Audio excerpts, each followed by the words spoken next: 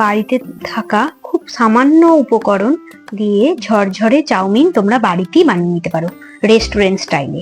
নমস্কার বন্ধুরা, our family nest আমার আরেকটি ভিডিওতে তোমাদের সবাইকে স্বাগত। এই বাদলা দিনে সন্ধ্যাবেলায় মন চাই কেমন কেমন করে কি খাবো কি খাবো। তো বন্ধুরা, এরকম বাড়িতে সামান্য কিছু যদি তোমাদের থাকে উপকরণ, সেই উপকরণ দিয়ে তোমরা খুব সহজেই এরকম একটা ঝরঝরে চাউমিন বানিয়ে নিতে পারো। তো দেখো, এখানে আমি একটা পাত্রে কিছুটা জল বসিয়ে দিয়েছি।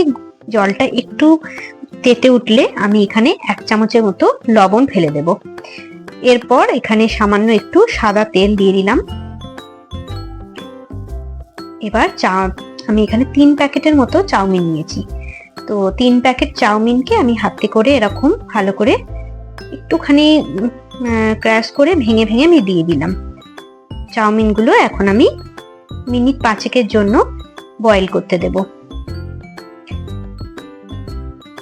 একটা হাতায় করে এইভাবে একটুখানি নেড়ে দিতে হবে। তো বয়েল করতে দিতে হবে। বয়েল হয়ে গেছে, এরকম জলটা ফুটে উপর দিকে উঠে যাচ্ছে।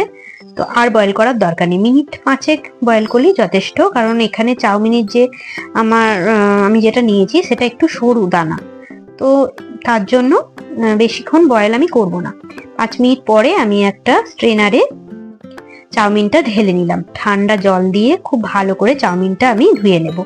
দিয়ে জল ঝরিয়ে ভালো করে এরকম হাতে করে মেলে দেব। দিয়ে একটু ফ্যানের তলায় চাউমিনটাকে রেখে দেব। চাউমিনটা এতে কি হবে, একদম ঝরঝরে হয়ে যাবে। আর এখানে আমি একটু গ্রিন ভেজিটেবলস নিয়েছি। দেখো, এইরকম সরু সরু করে লম্বা করে একটু গাজর কেটে নিতে হবে।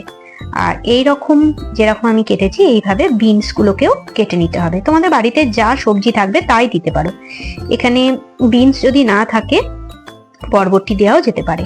এইভাবে সরু সরু করে ক্যাপসিকাম গুলো আমি কেটে নিয়েছি। অন্যদিকে এইভাবে আমি সরু সরু করে বাঁধাকপিটাও কেটে নিয়েছি। যা বাড়িতে থাকবে তাই সবজি তোমরা দিতে পারো। আর এখানে আমি স্লাইস করে একটু আদার কুচি, একটু রসুন কুচি আর একটার মতো পেঁয়াজ কুচি কুচি করে নিয়েছি। এবার কড়াইয়ে সাদা তেল দিয়ে দেব। তোমাদের বাড়িতে যা সবজি থাকবে তাই নিতে পারো। আমি যা দিচ্ছি সেটা যে দিতে হবে তার কোনো ব্যাপার নাই। এখানে ফুলকপিও তোমরা দিতে পারো। প্রথমে চিনে বাদামগুলো একটু আমি সাদা তেলে একটু সবার প্রথমে ভেজে তুলে রাখবো। বাদাম দিলে বেশ ভালো লাগে খেতে, তো আমি বাদাম দিচ্ছি। তোমরা যদি না দিতে চাও তো কোনো অসুবিধা নেই। বাদামগুলো তুলে নিয়েছি। ওই সাদা তেলের মধ্যে আমি এবার যে রসুন পেঁয়াজ আদাটা কুচিয়ে রেখেছিলাম সেগুলো আস্তে আস্তে দিয়ে দেব। সমস্ত কিছুকেই আস্তে আস্তে দিয়ে দেব।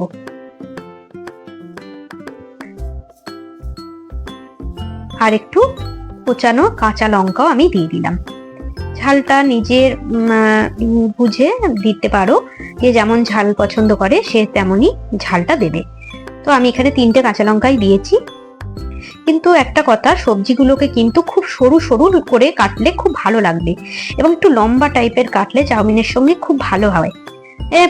একটা কথা কি, সবজি কাটার উপরই কিন্তু রান্না অনেকটা নির্ভর করে। তাই সবজিটা ঠিকঠাক করে কাটলে দেখবে রান্নাটা অনেকটা ভালোই হয়। তো এখানে পেঁয়াজ রসুনগুলো কিছুটা ভাজা হয়ে গেছে। এবার আমি গাজর দিয়ে দিলাম। যে স্লাইস করে গাজরটা কেটে রেখেছিলাম ওটা দিলাম। এখন আমি বিনসটাও দিয়ে দেব আর ক্যাপসিকামটাও দিয়ে দেব। বাঁধাকপিটা আমি এখন দিচ্ছি না। এইগুলোকে আমি একটু হাই ফ্লেমে নাড়াচাড়া করে একটু ঢাকা দিয়ে দেব। গ্যাসের ফ্লেমটা আমি এখন বাড়িয়ে রাখবো। একটু ভাজা ভাজা আমি এগুলো করে নিতে চাই, তাই হাই ফ্লেমে আমি একটুখানি মিনিট 2 জন্য আমি একটুখানি ভেজে নিয়েছি। এবার আমি যে স্লাইস বাঁধাকপিটা ছিল এটা আবার দিয়ে দিলাম।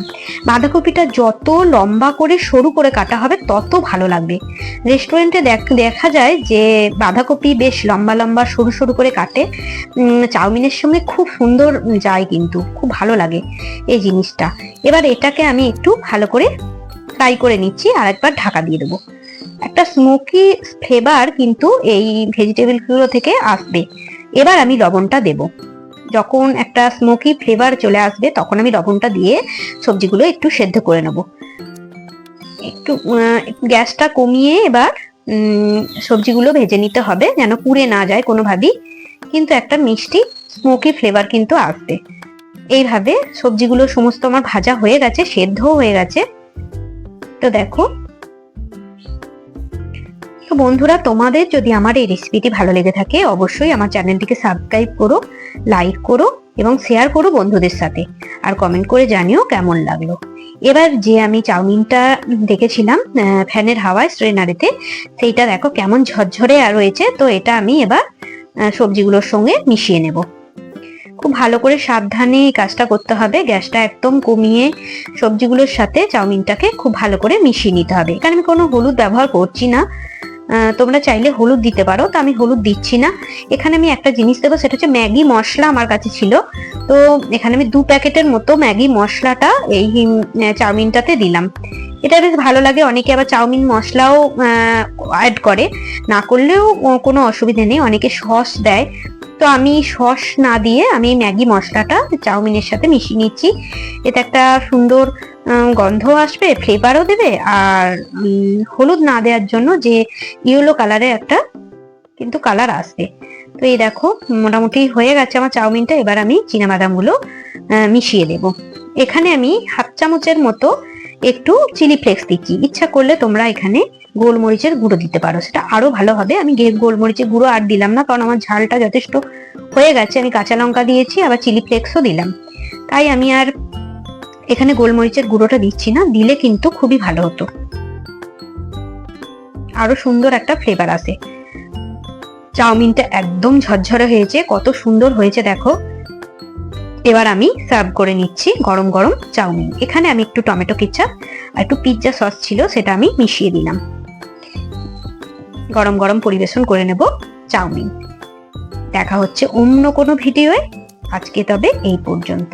সবাই ভালো থেকো, সুস্থ থেকো। ধন্যবাদ।